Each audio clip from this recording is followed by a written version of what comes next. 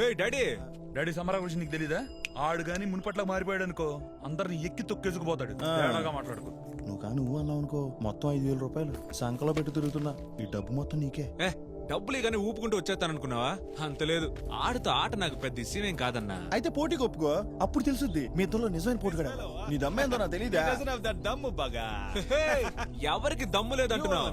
ఎవరు పెద్ద ఆటగాడో అందరికీ తెలుసు. నేనది ఆడి చూపించాల్సిన అవసరం లేదు. మరి వాడు రాత్రంతా అలా కొట్టాలి ఇలా కొట్టాలని కబుర్లు చెప్పావు. వెళ్ళి కొట్టు. ఇంటికి వచ్చి మరి పిలుస్తున్నారు. అది కాదే, ఇదొక వింతే చెప్పింది ఎప్పుడున్నావు గనక. ఏ సమరా, ఇంకెన్నాళ్ళని ఇలాగే ఉండిపోతావు నువ్వు? మన రేవు దాటిలో కూడా ఎది గొప్పోవడం వాళ్ళంటే ఎంత కష్టమో తెలియదా నీకు? నీ వల్ల ఆడ ఎవరికి మొహం చల్లట్లేదబ్బా. మనోళ్ళ కోసమైనా నువ్వు మళ్ళా ఆడాలి. వీడు వస్తాడా? తాగుబోతుందా?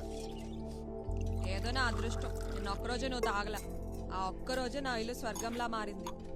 అయినా ఆట ఒప్పుకుంటే తాగుడు మానేయాలి. దాని గురించి ఆయన ఒప్పుకోవచ్చుగా. వీడు ఒప్పుకుంటే రంగుడు ఒప్పుకోవాలి కదా చైల్డ్. డాడీ, నేను ఆడతానంటే ఆయన ఒప్పుకొని తీరుతారు. దానికి ఆయన కాచుకొని ఉన్నారు.